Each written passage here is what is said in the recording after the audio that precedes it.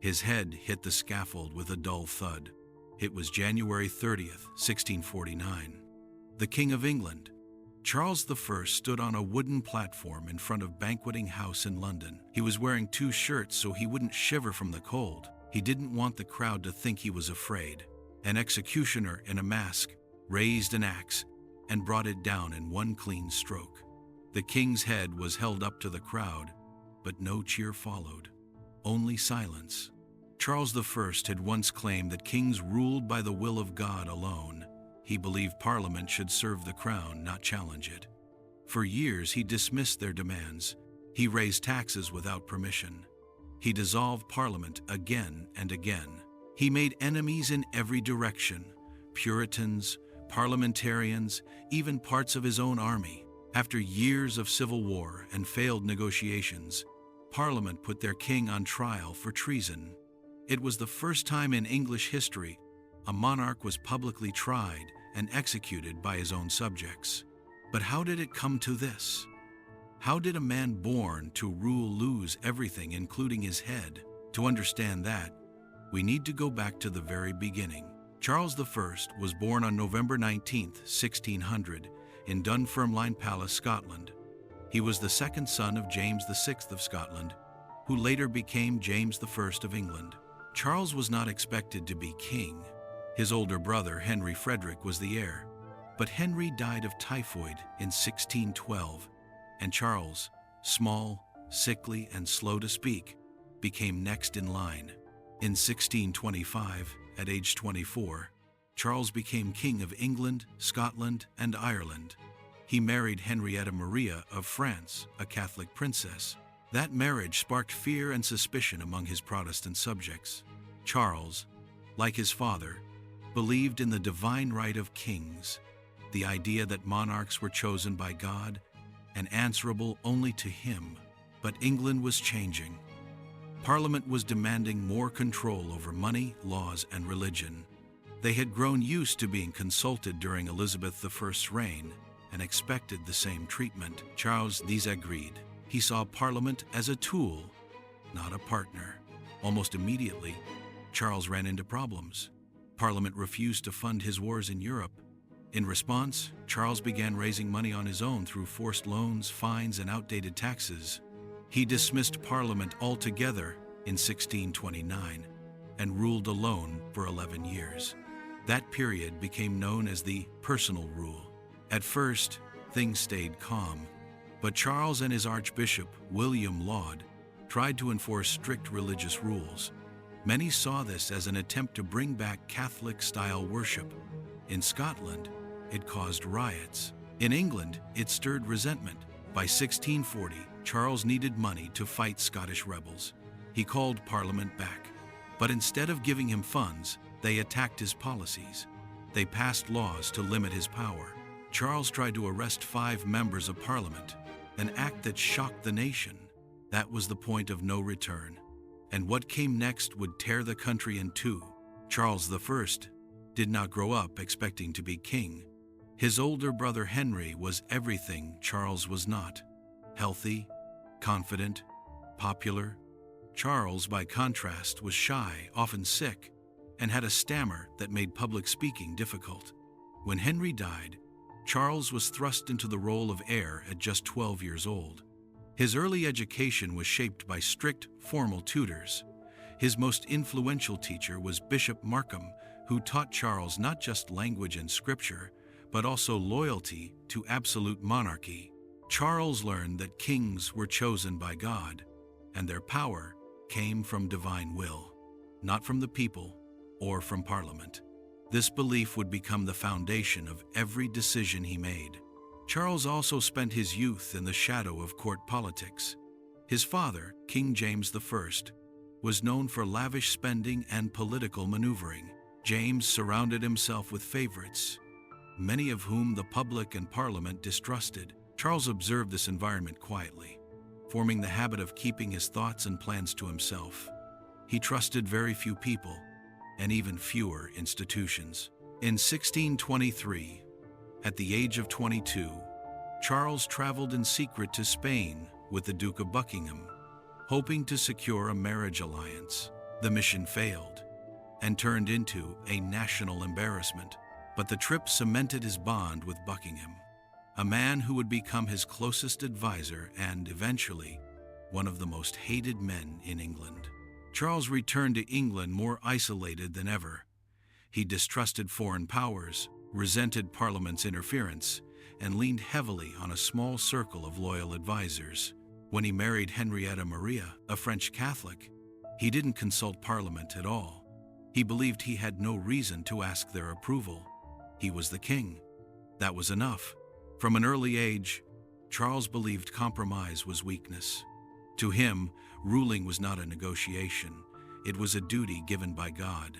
Anyone who challenged his rule, in his eyes, was challenging divine order itself. But once he wore the crown, those beliefs would be put to the ultimate test. Charles became king in March 1625, following the death of his father, James I. From his very first days on the throne, Charles moved quickly to consolidate control. He married Henrietta Maria of France just 2 months into his reign. She was Catholic, which stirred deep unease in Protestant England. He didn't ask Parliament's approval. He didn't think he needed it. Parliament, however, had other ideas. They granted him only limited funds and demanded reforms. Charles responded by doubling down. He backed unpopular military expeditions, including a failed naval attack on Spain, and blamed Parliament for not giving him enough support. When Parliament pushed back, Charles dissolved it. This cycle repeated several times: conflict, confrontation, dismissal. In 1628, Parliament forced him to accept the Petition of Right, a legal document that restricted non-parliamentary taxation and arbitrary imprisonment. Charles agreed, then ignored it. A year later, after more resistance, he shut Parliament down entirely. For the next 11 years, he ruled without them. This became known as the personal rule. During this period, Charles centralized power. He expanded royal courts, enforced old taxes, and fined landowners. He revived forgotten fees and penalties to raise money without Parliament's approval. He also backed religious reforms led by Archbishop Laud that made church services more formal, hierarchical, and critics said, too Catholic. At first, this absolute control seemed to work. The country was mostly quiet, but under the surface, resentment grew. Many landowners, merchants, and clergymen saw Charles's policies as unlawful and authoritarian. Then, in 1637, Charles tried to impose a new prayer book on Scotland. The result was widespread riots, known as the Bishops' Wars. His military campaign failed, and without Parliament, Charles couldn't fund another one. In desperation, he summoned Parliament in 1640, but instead of helping him, they turned on him. What followed was not compromise. It was confrontation, and it would break the kingdom in half. When Charles recalled Parliament in 1640, he didn't do it by choice. He did it because he had no other options. The Scottish rebellion had drained his finances. His authority was weakening, but instead of helping him, the Long Parliament went on the offensive. They demanded the arrest of his closest allies, including Archbishop Laud and the Earl of Strafford. Parliament wanted them tried for treason. Charles resisted, but in the end, Strafford was executed. This was a turning point. Charles believed Parliament had gone too far. Parliament believed the king had shown he could not be trusted. Both sides were preparing for a power struggle. In 1642, Charles made a critical mistake. He marched into the House of Commons with soldiers to arrest 5 members of Parliament. They had already fled. The act shocked the nation. It was the first time a monarch had entered Parliament by force. Public trust collapsed. That summer, Charles raised his royal standard at Nottingham. Civil war had begun. The conflict wasn't just about power, it was about control over taxation, law, and religion. On one side stood the royalists, or cavaliers, who believed in the divine right of kings. On the other side were the parliamentarians, or roundheads, who wanted limits on royal power and more authority for elected representatives. At first, the war was indecisive, but over time, Parliament reorganized its forces into the new model army, a disciplined and ideologically motivated force. Charles's army, based on loyalty and tradition, began to crumble. By 1646, Charles surrendered not to Parliament, but to the Scots, hoping to exploit divisions among his enemies. Instead, he was handed over to Parliament. Even then, he refused to compromise. He continued plotting from captivity, trying to ignite new uprisings. This triggered the Second Civil War in 1648. Parliament, frustrated and furious, purged itself of moderate members. What was left known as the Rump Parliament put Charles on trial for treason. The trial would not be a negotiation. It would be a verdict on kingship itself. By the late 1630s, Charles I had created a system that looked like order, but functioned through fear. Without Parliament, he relied on ancient laws, royal courts, and personal loyalists to maintain control. Every institution was turned towards centralizing royal power. One of his most controversial tools was the Star Chambera Court that operated without a jury and handed down harsh punishments, often for vague offenses like seditious libel. It targeted critics, including Puritan pamphleteers and dissenting clergy. The punishments were severe: public whippings, branding, and heavy fines. In 1637, 3 men, Bastwick, Burton, and Prynne, were mutilated for publishing pamphlets against Laud and the Crown. Their ears were cut off, their faces branded, and they were imprisoned for life. In parallel, Charles used the Court of High Commission to enforce religious conformity. This court punished those who refused to follow the king's vision of Anglican worship. Clergy who deviated were stripped of their posts. Some fled to the Netherlands or the New World. He also revived ship money, a tax traditionally used in wartime and limited to coastal regions. Charles extended it inland, applying it every year. Even in peacetime, it was seen as an abuse of royal prerogative. When landowner John Hampden refused to pay, Charles prosecuted him. The case divided judges, but Charles won a narrow victory. Public outrage exploded. Even local officials feared speaking openly. Charles's network of informers and loyal enforcers made sure dissent stayed hidden or got punished. Every fine, arrest, and public mutilation sent a message: the king was not to be challenged. But repression has limits. The more Charles tightened control, the more opposition simmered beneath the surface. Puritans saw him as a tyrant. Merchants saw him as a financial threat. Landowners feared for their rights, and soldiers once loyal began to question his leadership. By the time war broke out, many believed resisting the king wasn't rebellion, it was survival. As Charles's world collapsed around him, so did his relationships. The war didn't just divide England, it divided his court, his allies, and even his family. The first major fracture came with Queen Henrietta Maria. Though deeply loyal, she was forced to flee to France in 1644. Charles had sent her to raise funds and gain foreign support. She succeeded in gathering weapons and pledges from Catholic allies, but her absence left Charles isolated. Their correspondence became strained, filled with worry, instructions, and hints of desperation. He missed her presence, but more importantly, he missed her ability to mediate between him and his more extreme advisors. Within his circle, trust became a rare commodity. Many of his closest supporters, once full of conviction, began to doubt his judgment. The execution of Strafford had already shaken the royalist core. Charles had signed the death warrant to appease Parliament, then later said it was a mistake. That reversal made others wonder, who would he sacrifice next? He distrusted his generals, suspecting betrayal when campaigns failed. He dismissed commanders and replaced them rapidly, making no room for dissent. Some defected. Others simply stopped trying.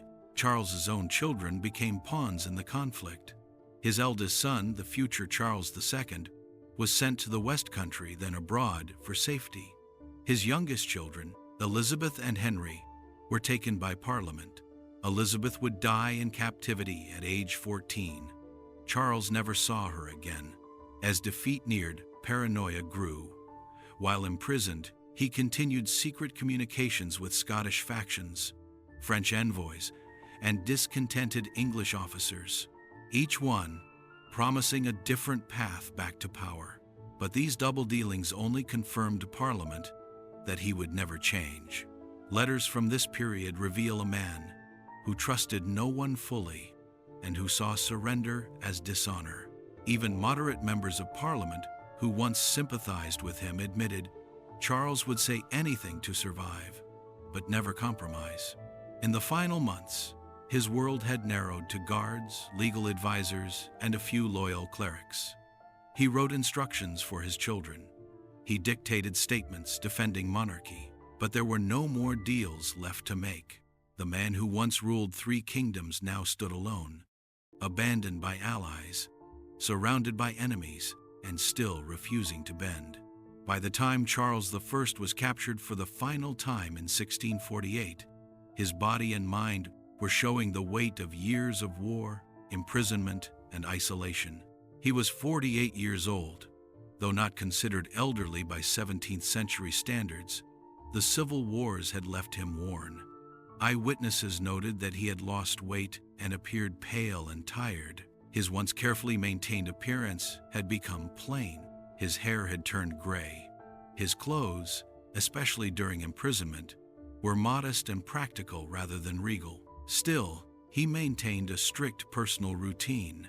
Each day, in captivity, first at Carisbrooke Castle on the Isle of Wight, and later at Hurst Castle, he followed a schedule of prayer, writing, and study.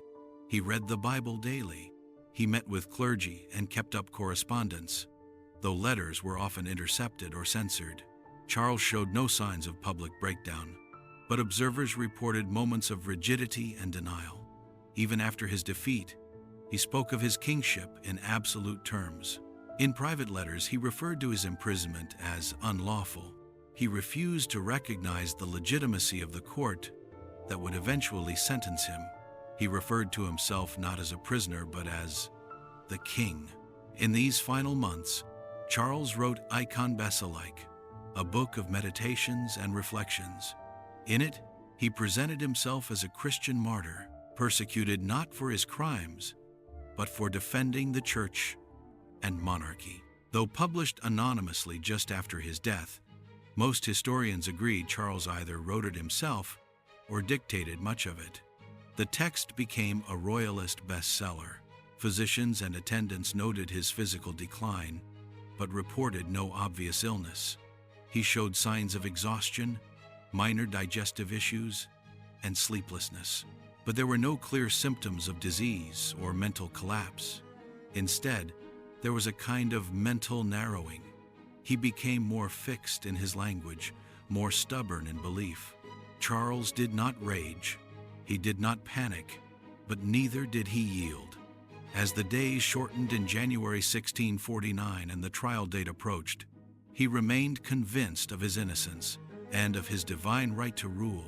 But no belief, no argument, no title would protect him from the sentence now waiting. Charles I spent his final night alive in St. James's Palace, under heavy guard.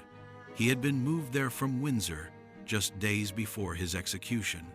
He was calm. There were no outbursts, no last attempts at escape or negotiation.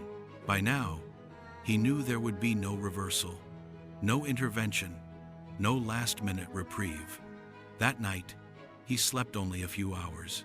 He rose early and dressed in 2 plain linen shirts, saying he didn't want the cold to make him shiver. He feared onlookers might mistake it for fear. He spent his last hours in prayer with Bishop Juxon, a long-trusted religious advisor. They read from the Bible. They spoke of sacrifice, judgment, and obedience to God's will. Charles showed no remorse. He insisted that he had always acted lawfully, that he had protected the church, and that he had been a faithful servant of England. He refused to meet with any parliamentarians. He gave no apologies. Instead, he wrote instructions for his youngest son Henry, urging him never to seek revenge and to forgive his enemies. It was a carefully written letter, calm, reflective, and grounded in the belief that monarchy was sacred. On January 30th, 1649, at around 10 a.m., Charles walked from the banqueting house in Whitehall to the scaffold outside. A crowd had gathered. Soldiers lined the route. The execution platform was surrounded by guards with muskets, ready for unrest, but none came. On the scaffold, Charles gave a short speech. He said he was the King of England and the people's lawful sovereign. He blamed the war not on himself, but on others who had stirred division. He said he was the martyr of the people. Then he knelt. The executioner remained masked. Even the identity of his assistant is still debated. With a single blow, the axe severed Charles's head. A groan passed through the crowd. A few dipped cloths in his blood as relics. Others stood in silence. There were no final curses, no last-minute confessions, just a king who died exactly as he had lived, unyielding, controlled, and convinced of his divine purpose. But what followed would shake every corner of Britain's political system. Charles I had believed that his death would shock England into repentance. He imagined his execution would inspire loyalty to the crown and turn public opinion against Parliament. He was wrong. In the immediate aftermath of his beheading, no successor was crowned. Instead, Parliament abolished the monarchy entirely. The House of Lords was dissolved. The Commonwealth of England was declared, a republic governed by the House of Commons, and increasingly by the army. Charles's eldest son, Charles II, declared himself king in exile, but he had no army, no treasury, and no real support within England. Royalist uprisings broke out in Ireland and Scotland, but they were brutally suppressed. The English military, led by Oliver Cromwell, crushed resistance with brutal efficiency. The men who had signed Charles's death warrant, the regicides, were now in power. But even among them, unity was fragile. Some had supported the king's removal, but not his execution. Others feared retaliation. They issued statements defending the trial as legal and necessary. But they knew they had crossed a line no English government had ever dared before. The power vacuum became clearer as Cromwell rose. Within a few years, he dissolved the Rump Parliament and ruled as Lord Protector, a military dictator in all but name. Though technically a republic, the government now depended on army loyalty and Cromwell's personal authority. Meanwhile, supporters of the monarchy quietly rebuilt networks in Europe. Charles II negotiated with foreign courts. Royalist pamphlets circulated in secret, and ordinary people, many of whom had stayed silent during the wars, began to wonder if life under Parliament's rule was better than under a king. When Cromwell died in 1658, the system he had created quickly unraveled. His son Richard lacked authority. Factions split. By 1660, the army and Parliament had no clear leader. In that chaos, Charles II returned and was restored to the throne without bloodshed. The monarchy came back, but it was never the same. The crown had been broken once. It could be broken again. Since his execution in 1649, Charles I's legacy has been debated, rewritten, and re-examined for centuries. His death was not the end of his influence. It was the start of a historical argument that still hasn't been settled. Immediately after his execution, Royalist supporters crafted an image of Charles as a Christian martyr. The book Icon Basilique, published within days of his death, portrayed him as a godly, gentle king betrayed by radicals. It was a bestseller. The Church of England even commemorated him with a feast day, January 30th, declaring him King Charles the Martyr. But not all historians agree with that version. In the 19th and 20th centuries, scholars began examining the legal, political, and military choices Charles made during his reign. Many argued that he was not a martyr, but a man who undermined Parliament, broke the law, and provoked war through his refusal to compromise. Some called his rule tyrannical.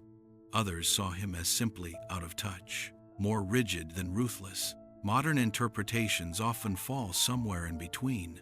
Some view him as a tragic figure, a man raised to believe in divine right, who could not adjust to the political realities of his time. He was intelligent, principled, and deeply religious, but also inflexible, secretive, and incapable of adaptation. Legal historians continue to debate the trial itself. Was it a necessary act of justice, or was it a political show trial, lacking legitimacy from the start? The court was created by a purged parliament and backed by the army. The outcome was decided before it began. Psychological profiles of Charles describe a man who saw compromise as betrayal. His religious convictions, especially his belief in sacred monarchy, were so absolute that he preferred death to surrender. Today, Charles I is remembered as a man whose reign and downfall reshaped British governance. His trial set a precedent that even a king could be held accountable by his people.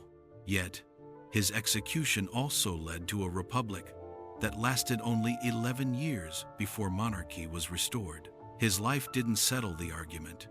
It started one. The reign and execution of Charles I left behind more than a power struggle. It reshaped the foundation of monarchy, law, and political memory in Britain. Before Charles, the crown had always stood above legal judgment. Kings were anointed by God. To defy the monarch was treason. But after Charles, that idea could no longer stand unquestioned. His trial did something radical. It declared that even a king could be legally responsible for the suffering he caused his people, that a ruler's authority was not divine, it was conditional. But this legal and moral boundary came at a cost. The republic that followed Charles's death quickly showed its own limits. Cromwell ruled by force. Parliament fractured. Fear replaced royal absolutism. But liberty did not replace fear. In killing a king, Parliament broke the system, but struggled to build something stronger in its place. Charles's legacy became a warning. For monarchs, that unchecked rule leads to collapse. For republics, that power without unity leads to chaos. His story reveals how deeply ideas like divine right, loyalty, and law can shape actions, blind judgment, and define history. He died believing he had done nothing wrong. His enemies believed they were saving England. The truth, as always, was more complicated. Charles I is remembered not just for how he ruled, but for how he fell. Charles I walked to the scaffold with quiet dignity. But what if death didn't come so easily? In Russia, one man faced poison, bullets, knives, and still refused to die. Grigory Rasputin wasn't a king, but his fall shook an empire just as hard. He survived what should have been fatal multiple times before the end finally caught up with him. If you think Charles's execution was shocking, wait until you see what they had to do to kill Rasputin. Watch how Rasputin survived the unthinkable until he didn't. The body count starts early and doesn't stop.